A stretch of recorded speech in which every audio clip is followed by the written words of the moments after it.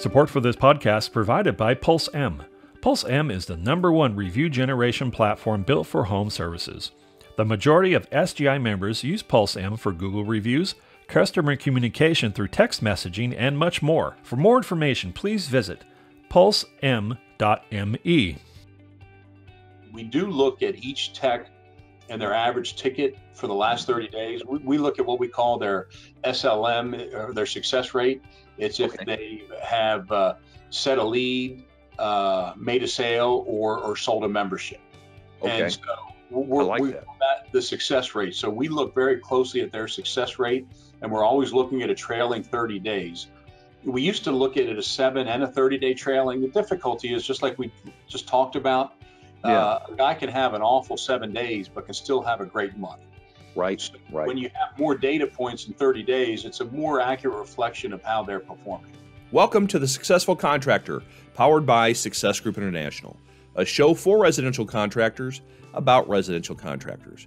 We chronicle business journeys, share insights, and celebrate successes in this wonderful industry. I'm your host, Bob Houchin. Hello there, SGI family and other contractor friends. I'm so thankful you're here. As a reminder, all episodes of the Successful Contractor Show are available on YouTube as well as your favorite podcast player of choice, so please choose the medium that best works for you.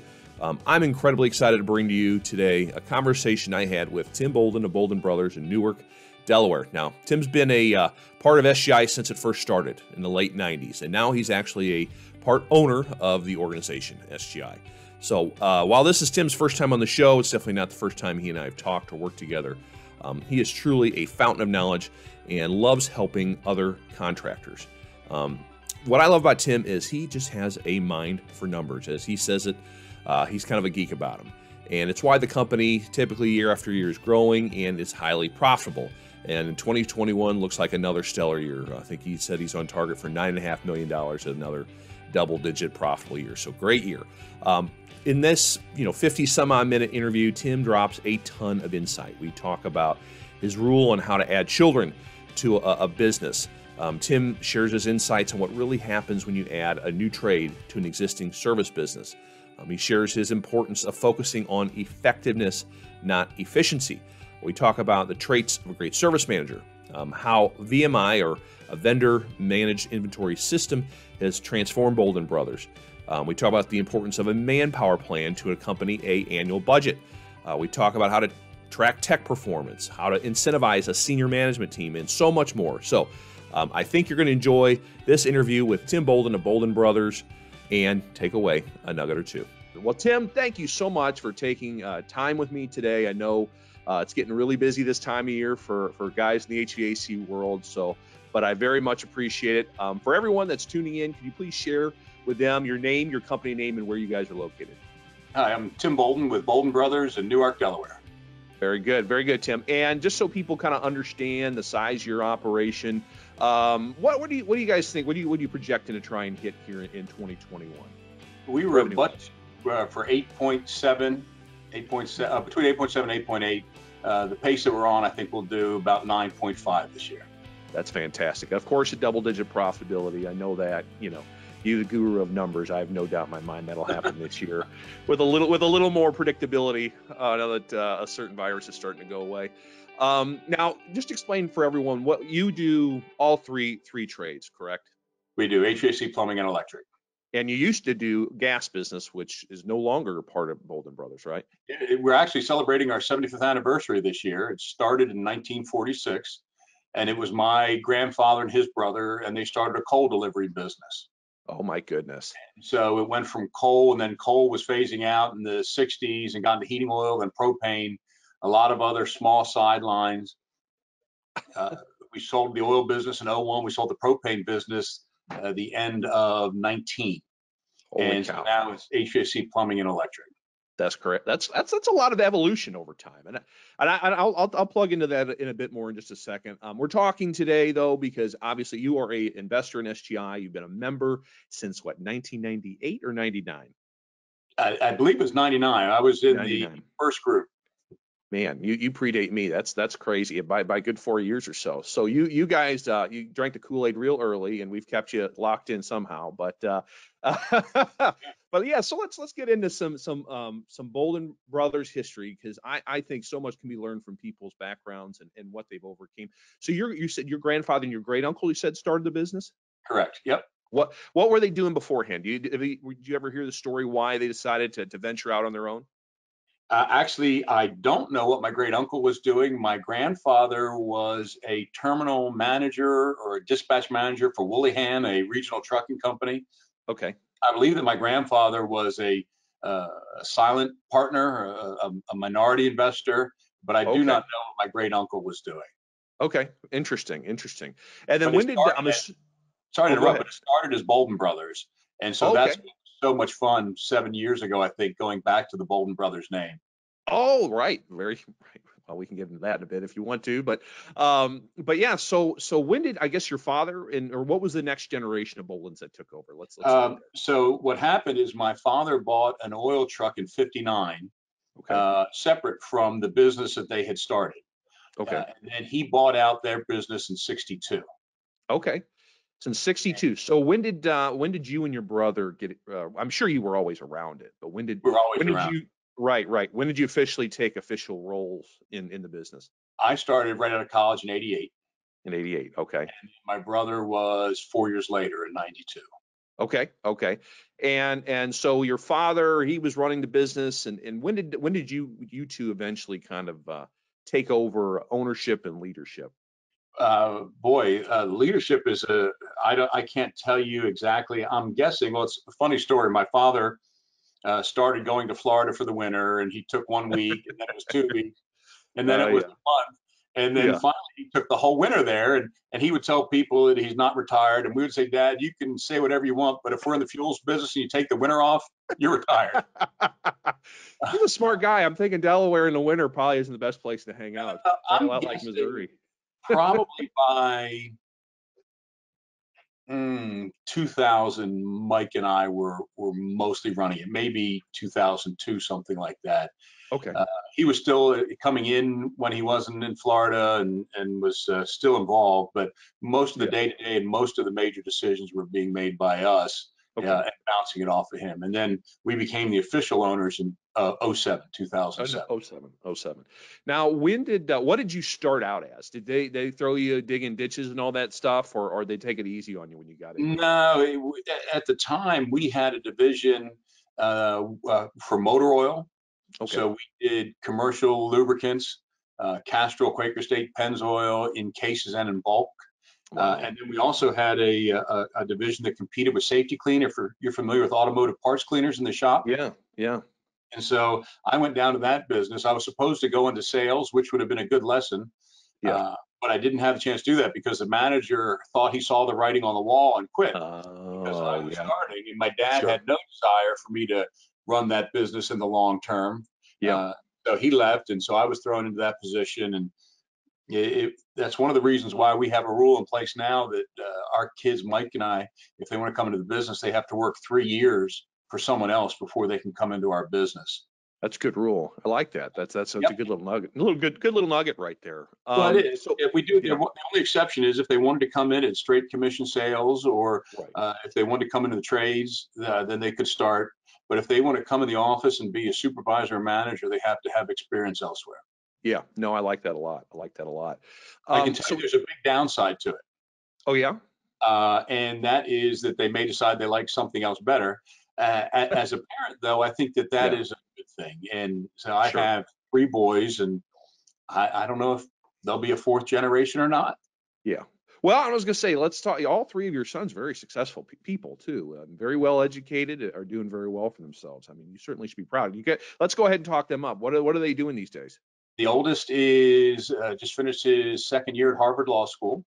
And he just got the internship with the firm that he wanted to in Nashville. So he'll be an intern there. And most likely they will make him an offer at the end of the summer. So he'll know going into his 3rd year the firm that he's going to be working with. So he's really excited. Our 2nd went to SMU, got a finance degree, and he's working in Nashville for a healthcare company. And is singing and songwriting in the evenings. Very talented man. Yeah, that's great. And our little guy, he's 16. He's in boarding school in New Hampshire at Exeter Academy. That's amazing. That's great. Boy, I'm assuming he's planning on moving to Nashville at some point as well. Probably. Yeah. Yeah. Who Well, there's knows? worse places to go. That's a fun town. Yeah, we've already started looking at houses in Nashville. If we have I two bet. sons there, you got to have a house there. I bet. That's great. I mean, I can tell. Proud papa, as you should be, as Yeah. you very well should be. That's fantastic. All right, so let's circle back a little bit. You guys had a lot of different divisions going on. I mean, yeah, you just named, I feel like, about 5 different things, and then we haven't even got into like the heating and the plumbing and the electrical. So when did that all become a primary focus? Well, and there's others that I've left out. So yeah, and ultimately this will tie back around. But Yeah. we got into burner service, just doing oil burners in the mid '60s. Okay. And then when we got into the propane business, of course, we would work on propane equipment. But at that point, the service business was very much in support of the fuels business. Okay. And so it was almost a lost leader. We were trying not to lose at it, but that was really the mentality of the fuels companies, that you use the service to hold your customer base to you. Right. And so I think we really got into HVAC I was in college. I remember, I think it was 84 or 85 when we really went after the opportunity to be selling equipment proactively outside of our customer base. My father had a longtime friend who had been in the business and was wanting to make a move, and approached him, and they worked together starting it. Okay. The plumbing business came on. I was out of college, and I'm guessing probably 94 or 95. Okay. The plumbers in the state, previously, they would allow companies to install water heaters, HVAC companies, as like a limited plumbing license. Sure. And they decided to crack down on that. And you have to be a full plumber if you want to install water heaters. And at the time, we were doing promotions with our builders where we would basically give them the propane water heater and install it, because we wanted the gas that the propane water heater would use. So they forced me to go out and find a licensed plumber.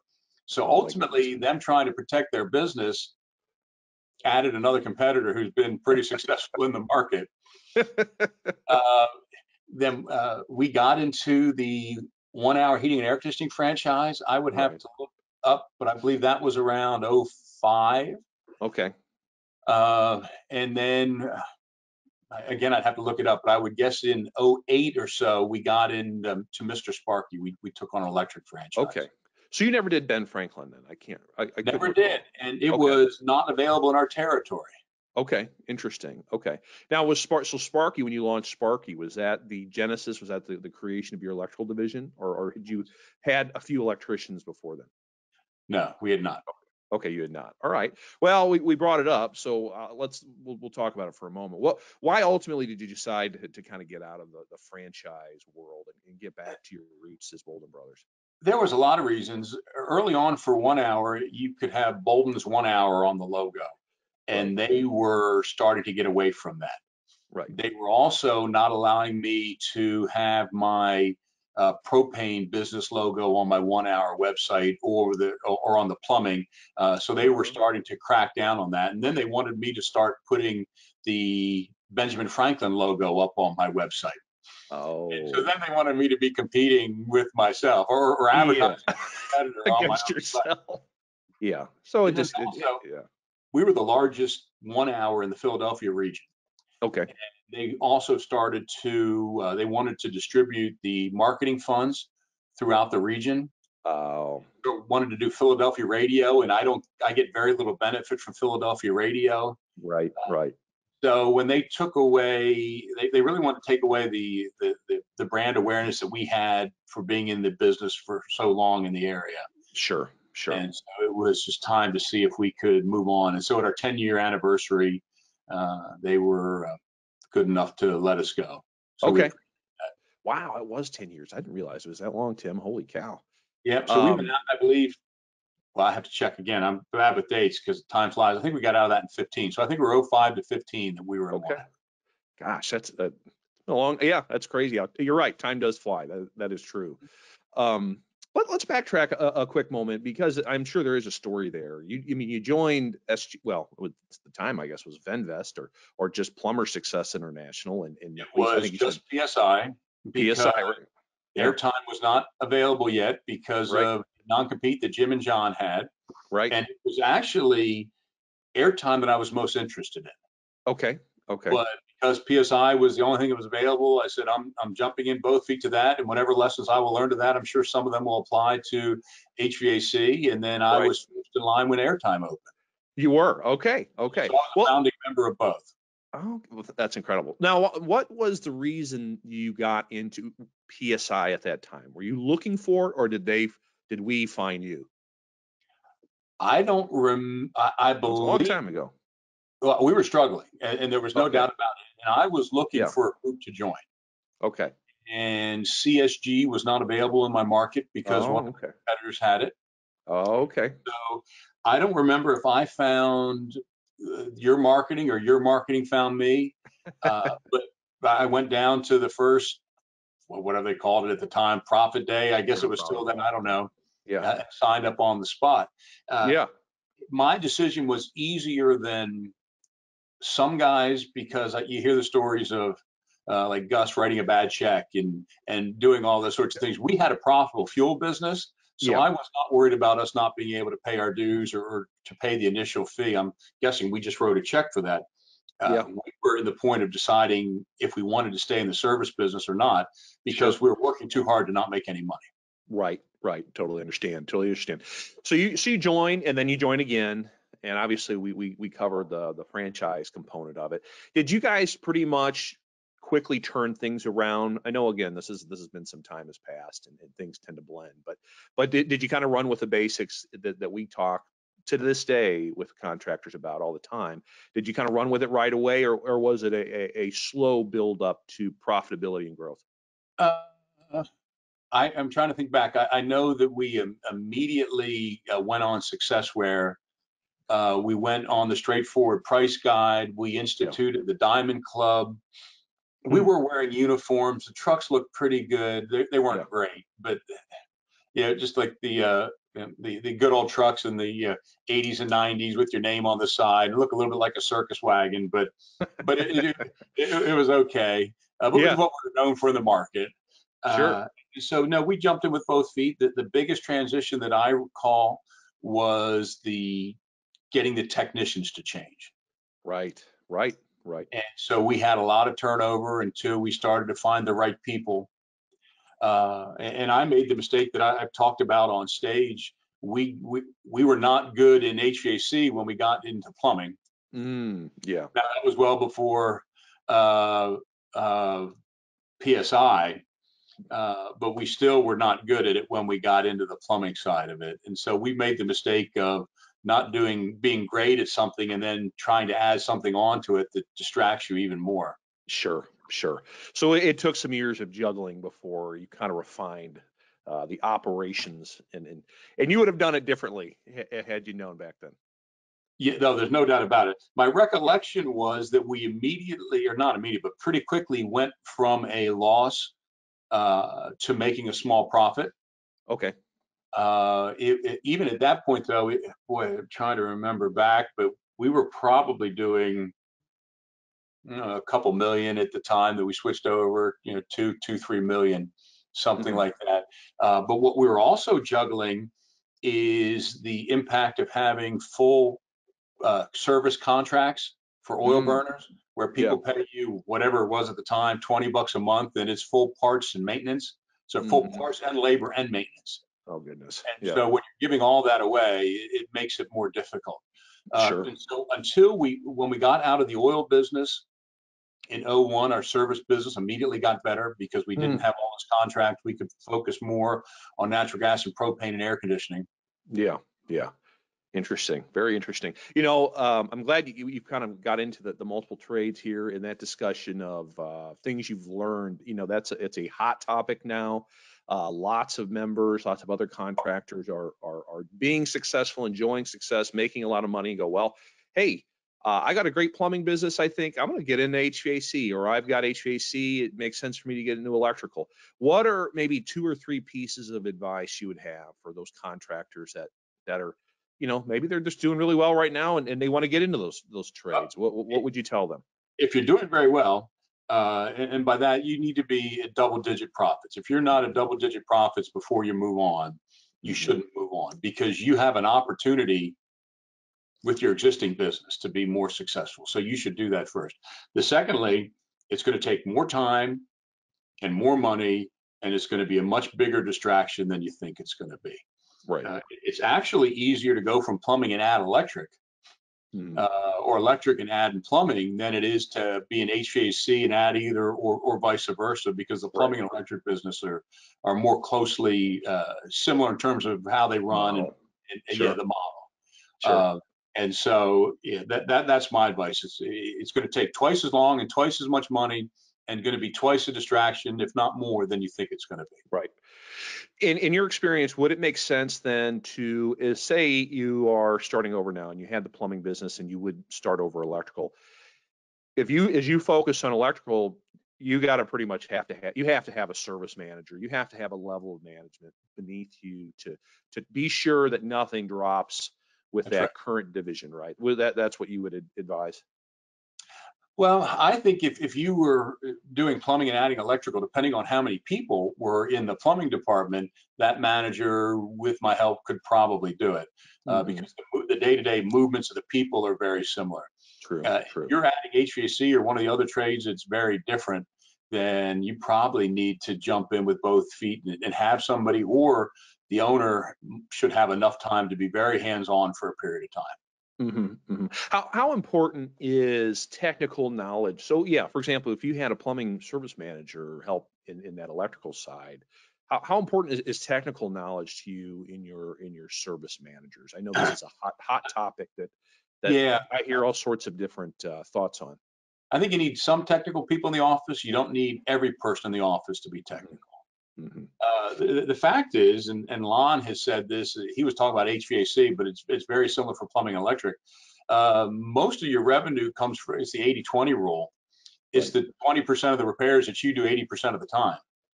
So there's very common things that you do over and over and over. Right. So for most people can get up to speed pretty quickly with the ways that we can track now with the software and the GPS. It's easier to manage productivity than it was years ago. So I think that's helpful. Right. There's no doubt though, and I've made the mental shift, but I'm trying to get my people to do it. We want to be focused on effectiveness, not on efficiency. And what I mean by that is, efficient is when you send the closest guy to the call, because he'll have less windshield time. Effective is when you dispatch for profit and you send the right person to the job. And as opposed to a $200 ticket, there he is a $600 ticket. Effective is a hell of a lot better for your business than efficient. Sure. No, that's a good nugget right there. Good stuff, Tim. You have obviously multiple managers, service managers that are monitoring and helping your team. What are some traits of really strong service managers that you found over the years? So, because again, we get this now, a lot of members are growing. They're understanding they need to replace themselves so they can continue to grow the business, but there's that whole trust, right? You're like, how do I let go and let someone do this for me? So again, what are some strong traits of strong service managers? I think a good service manager has to be in the moment. And they only need to be looking a day or two out. It's the owner's job to be looking 2, 3, 4 years out. And like it's my ops manager's job to be looking 6 to 12 months out. The service manager is in the moment. It's the same day, thinking about tomorrow. And it's knowing what the rules are and holding the techs accountable. And you shouldn't be a jerk about it. But if you have your policies and procedures, you want to make sure they're followed. Because if they're not, 6 months down the line, the owner or the ops manager is going to say, boy, we've really gotten off the rails here. And then you have to get everybody back in line. And that's never good. You're better off keeping everybody, having reasonable rules, policies, and procedures, and keeping them in it. And looking at your daily tickets. You have to make sure that everybody's performing well. And you have to be doing a DMR of some sort. We don't do the exact airtime or a PSI one, just because when we're in all three trades, it was becoming pretty burdensome to do it for all three. So we have an abbreviated method to do it. But we look at number of calls, budget to actual every day, and average ticket, budget to actual. It seems to me that if you are at or ahead of budget on number of calls and at or above your average ticket, you're on track, right? Right. And I don't need to worry about cash flow anymore. Right. This, with the margins in this business and us being all COD, cash flow shouldn't be a concern. If cash flow is a concern, you're not priced properly. I was going to say that's a pricing issue. That's exactly right. Or you're still allowing people to charge to the company, and you're sending bills. Right. Or you may be priced properly, but your guys are not trained properly, and when they should be, whatever number throw out there, $600-800 average ticket, and they have a $300 average ticket, they're spending the same amount of time to get 300 is other people are spending to get 600 or 800. Sure. Yeah, I mean, there's a lot to chase there. The pricing end of things, Tim. How frequently are you? I mean, especially, in this current climate where materials are skyrocketing, and how frequently do you typically increase your prices at Boulden Brothers? We usually it's each year. We did not do one last year. We were in the process of coming around to it, and COVID hit. Yeah. And we just decided that we weren't going to do that. Everybody was struggling, and we didn't want to do that. Right. We started 21 with a price increase on the price book, and we instituted a TFS charge, a truck fuel and stock charge. Yeah. Of $16. Yeah. It's amazing. I don't remember the exact number. I could pull it out of my notes, but we've collected, I think, $14,000 already this year. Yeah. In TFS money. That's $14,000 we wouldn't have had before. Yeah. And that $14,000 to drop straight to the bottom line. The way gas is going right now, Tim, you're going to probably end up spending it, unfortunately. Well, and what I've been thinking about, and I haven't pulled the trigger yet, but we probably need to take the TFS up to 21, right? $5 or $6 increase, and then look at the price book and determine if we need to do an across the board price increase. And if I do a price increase, then I would drop the TFS charge back down. Sure. Our margin's been really good so far this year. Right. And so I look at the margin very closely each month. I think that's critical. Sure. We do not nickel and dime inventory. Okay. Because we can see it in the monthly P&L. If you're out of whack on inventory, it goes up really quickly. Right. We thought, or I felt that the efforts that you made to track each small piece is not worth the return. Right. But by the same token, we stress this with our team all the time. We're not worried about having good stock on your truck because we're worried about it walking out the door. We want good stock on your truck so that you can be more efficient, more productive, and have less downtime when you're traveling back to the shop or supply house to pick things up.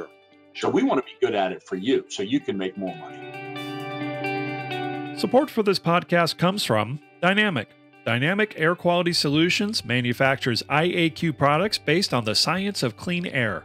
Dynamic's Clean Air Defense System products are supported by technical and communication IAQ training that is second to none in the industry. For more information on how to get your team confident in communicating IAQ challenges and solutions on every call, email Michelle Hogan at mhogan@dynamicaqs.com.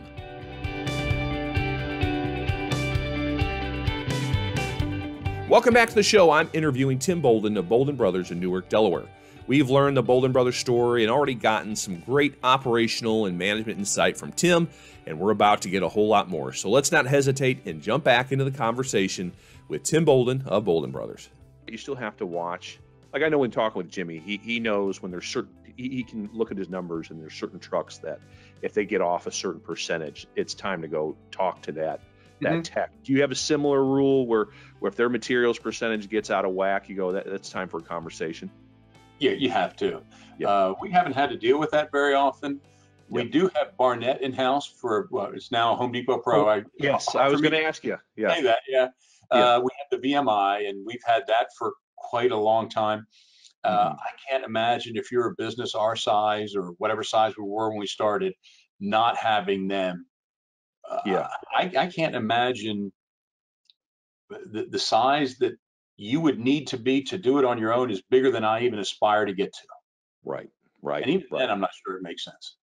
Yeah. No, Ryan, do you do it? I guess Ryan Fidgen over there. He's a good guy. He does. I think we're going to actually have him on the show because of the erraticness that's going on in material pricing. And that'd be great. So, when did you decide that was time to do that you were tired of hitting your head against the wall and trying to monitor all this yourself? It was more, I was a just-in-time inventory guy. I didn't like having a lot of stuff in the warehouse because Right. it goes bad when it's in the warehouse. Either walks out or it becomes obsolete or gets damaged. Sure. But ultimately, it started to hamper operations Okay. Yep. because we had more unproductive time than we should have because we Mhm. were running to parts houses and doing all those other sorts of things. So that's when we made the move. Right, right. And so those guys, the trucks come in, they know based on your software what's been used, they replace it. It's bing, bang, boom. Because you have a relationship with them so long, do you still? I mean, we preach all the time with members. You still got to keep an eye on those prices going up. I mean, is that something you still keep a tight eye on and talk to them about and kind of shop them a little bit still? Oh yeah, there's no doubt about it. But I do have a different definition. When I spend over $100,000 with somebody, I call them a partner, Yeah. not a vendor. Right, right. But when you have partners like, I don't know what the spend will be with HD Pro. I do know that our contract is 150 a quarter, and we're well above that. So I don't Sure. even know what my annual purchase is with them anymore. Yeah. But it's hundreds of thousands of dollars a year. Okay. Yeah. The person that they have in managing our VMI is great. He's a valued part of our team and our success. But That's yeah, you good. have to look at them for pricing. Sure, sure. Yeah. And so when that's interesting you bring up, he is a part of your team at that point. How frequently are you having conversations with him about maybe if you're looking to push a certain type of product in the home with your technicians, or you're just noticing in general guys are selling more something because maybe you're training more on it. So again, how frequently are those conversations with that gentleman in house? I don't have any of them anymore. It's my Good operations point. manager. But Good point. yes, Yes. they are a part of it. And the beauty of it is, say we want to run a special on power flush toilets, and it was an awful idea, and we don't sell any of them. Yeah. If I had brought three of them into my warehouse and I owned them, I would have never. I'd have given them away. I don't know what I would have done. Yeah. Yeah. Now they just cycle them back into their stock if it sits on our shelves for too long. Yeah. That's great. So we don't Mhm. ever have dead stock. We have not had a theft issue. Early on, we had a couple things that were a concern that disappeared, and cameras keep honest people honest. Mhm. And so we have, I think it's 4 cameras in the warehouse. When we moved, we put them in, and Sure. we've not had a problem since. That's great. That's great. Yeah, I mean, in terms of supply materials, have you had any issues in terms of getting certain items, certain types of equipment? Not very much. Yeah. Yeah. I do think that it's more a factor of the volume that we have. Right. They take We are care of you. usually one of the larger spenders in a supply house. Right. And so they're more likely to take care of the people that buy a lot. And something else that's very important, we buy a lot and we Right. always take the prompt pay discount. Right. Why don't you? If you have the cash in the bank, you should take the Sure. discount.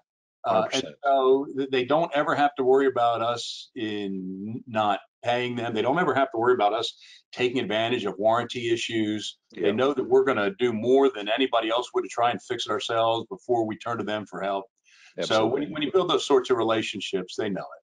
Yeah, no, they've been great. I know I brought it up because there are a number of members in other markets that are much smaller that are struggling for types of stock, and they get on our internal Facebook pages and go, "Does anyone have this?" And we'll say, "Well, have you talked to Home Depot Pro?" And they'll go, "Well, unfortunately, they have that Home Depot stigma." So they go, "Well, I didn't want to talk to them," but then they do, and they go, "Oh my gosh, Ryan and his team are incredible."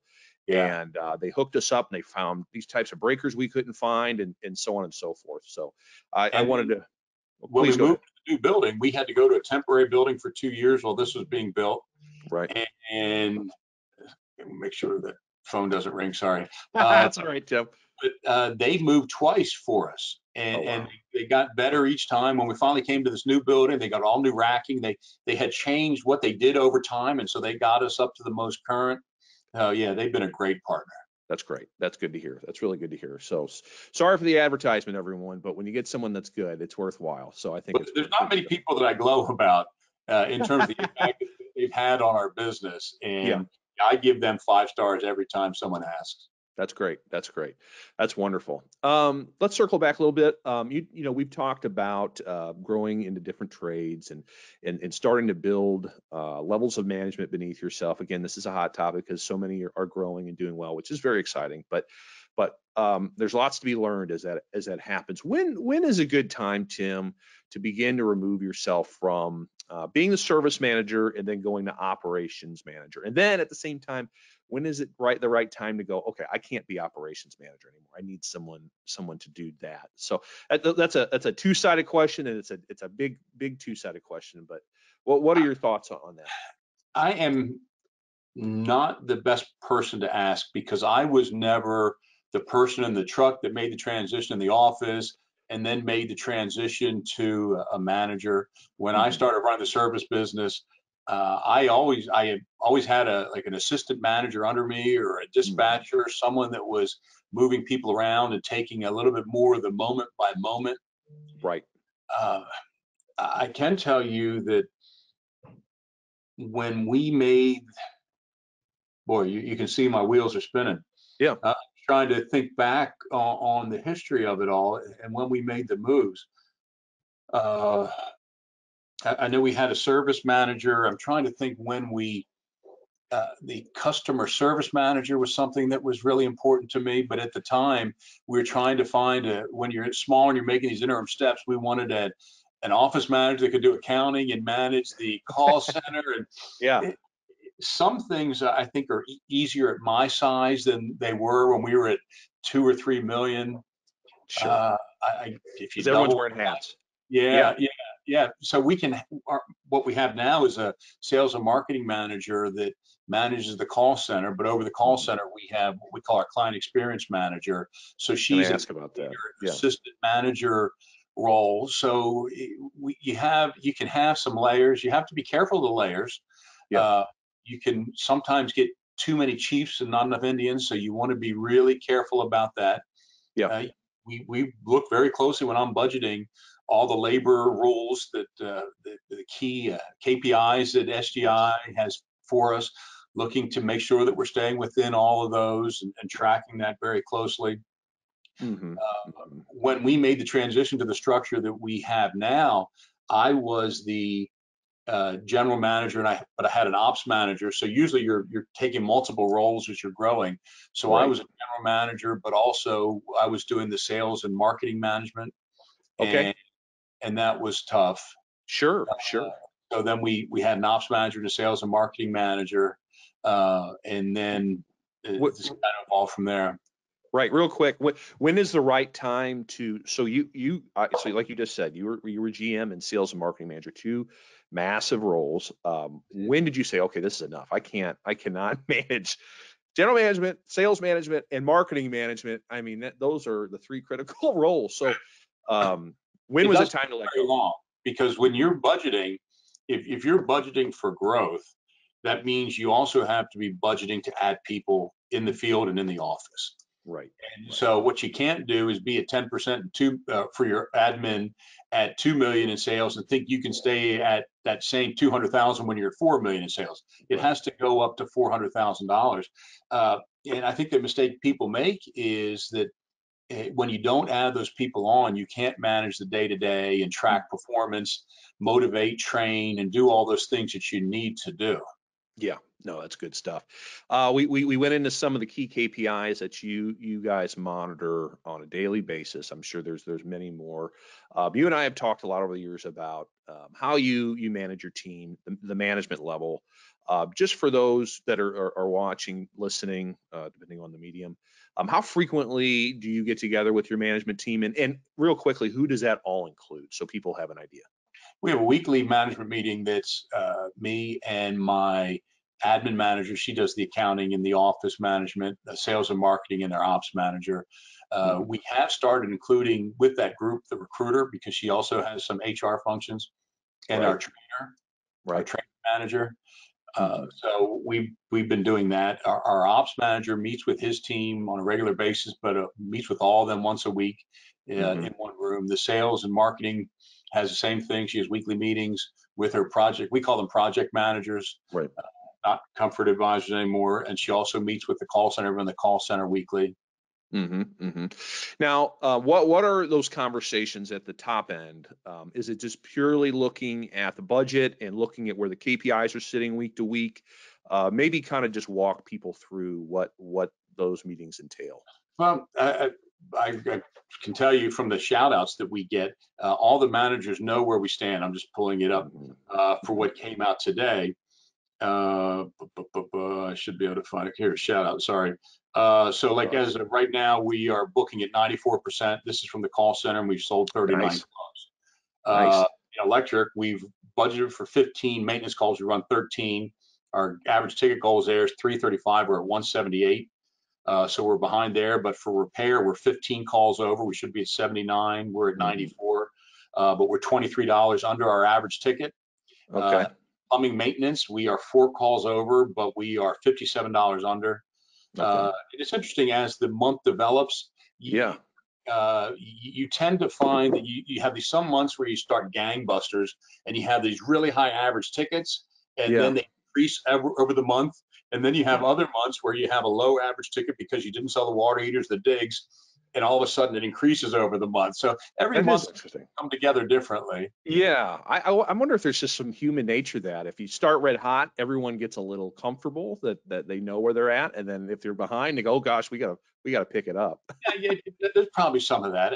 When we look at, I think we're now using 5 or 6 years of historical data, and what we do know is calls, when we look at them on a quarter at a time, we can project pretty accurately. When you look at a month at a time, because of weather variations and other things and stuff. But for average ticket, we hit it most months. I don't want to say we hit it every month, but we are over it enough months for the months that we're under that we tend to hit it for the year. That's great. That's great. So you asked if we're going to talk about that. We do talk about it if we need to talk about it. But if we don't need to talk about it, we don't bother. Okay. So if you look at it and it's all green lights, we don't talk about it. But for the yellows and the reds, that's what we're going to talk about. Discussion, and everyone kind of figures in how they can help out, or if there's a miscommunication between departments or whatever, right? You just kind of self triage. What are the big discussion points in those meetings then? If everything's going well, you got green lights across the board. Is it just preparing for the next season? Is it talking long term about that? Is it planning on, do we need to have more trucks? Do we need to, I mean, talk to me about what else is discussed in those meetings if everything's going well. In the meetings that I have that I hold once a week, we're just looking at the very high level things. We do look at each tech and their average ticket for the last 30 days. We look at what we call their SLM, or their success rate. It's if they have set a lead, made a sale, or sold a membership. And so we call that the success rate. So we look very closely at their success rate, and we're always looking at a trailing 30 days. We used to look at it a 7 and a 30-day trailing. The difficulty is, just like we just talked about, a guy can have an awful 7 days, but can still have a great month. Right. When you have more data points in 30 days, it's a more accurate reflection of how they're performing. So we are looking at all of our techs, and we look at their maintenance performance and their repair performance. Okay. And then just make sure that they're setting the leads. So we don't track leads based off the total number of calls. We track leads based off of whether there's an opportunity.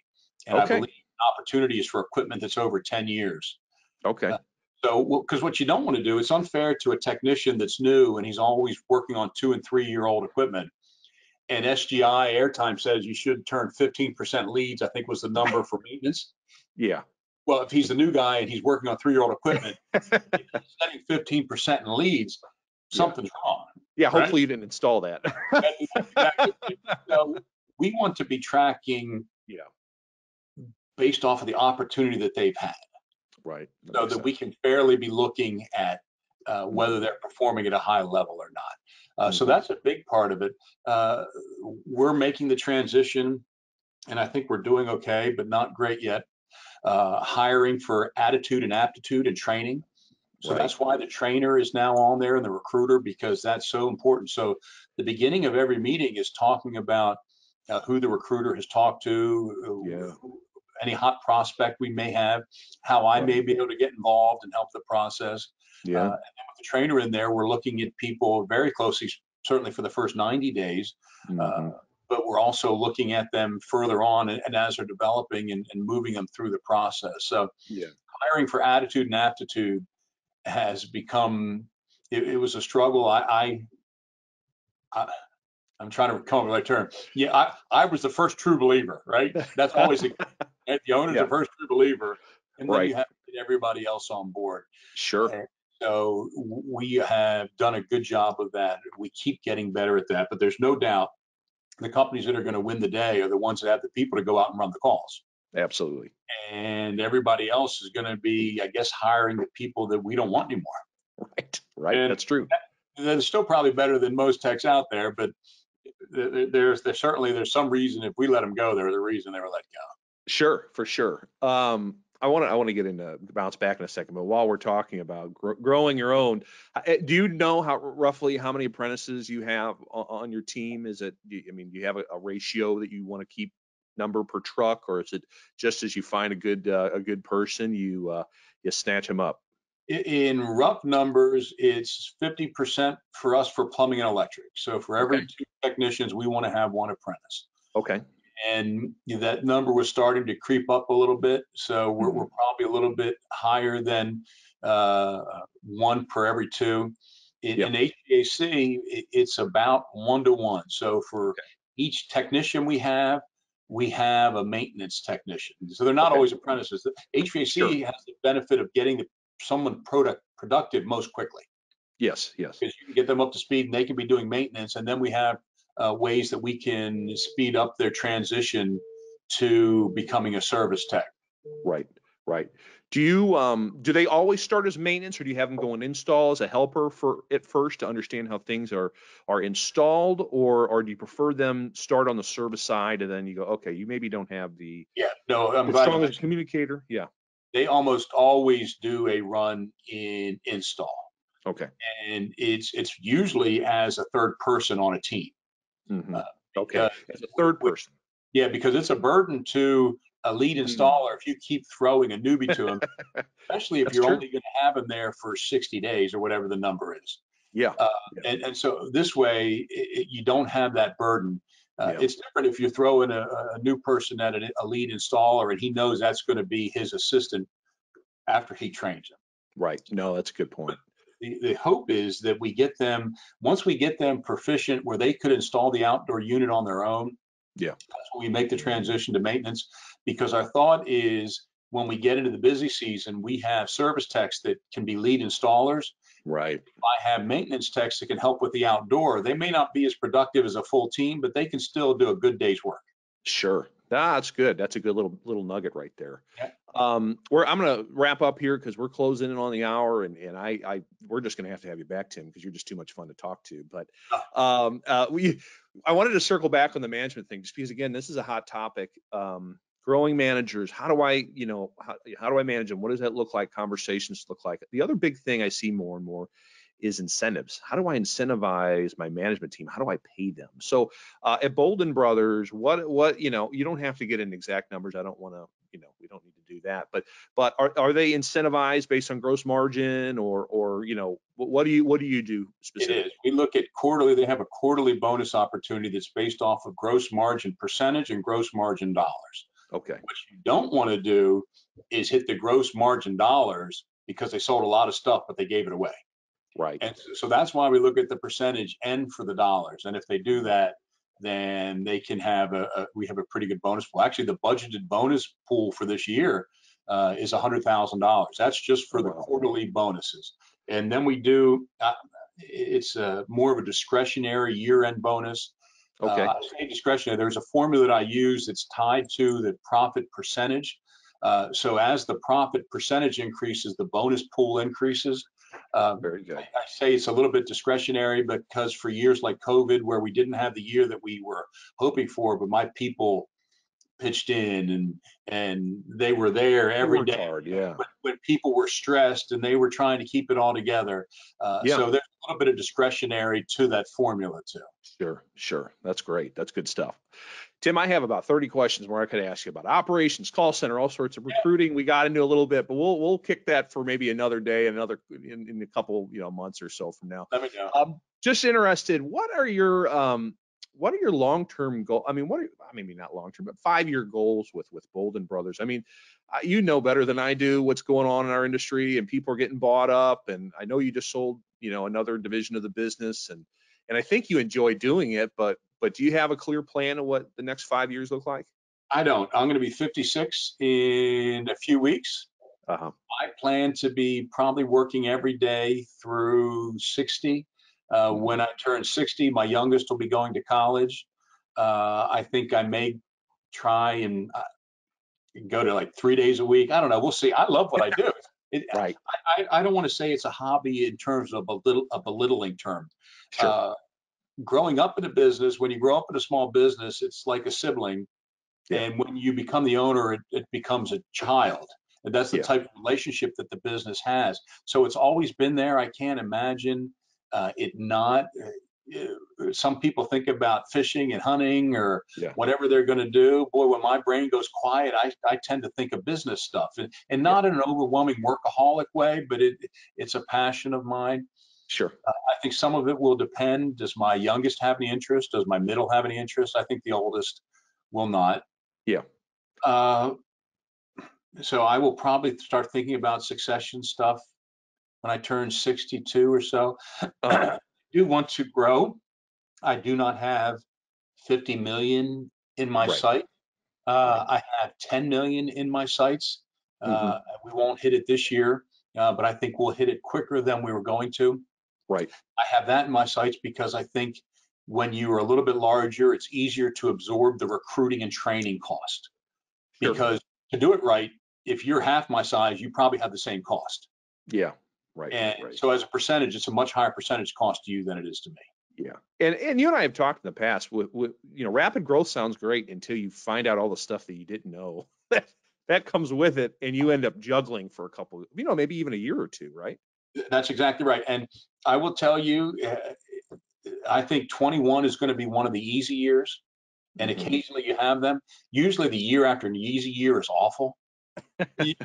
You never know what's coming. But yeah, you just, every year is a little bit different. You just got to plan and prepare and just keep a positive attitude. Sure. And have a good team that helps you out.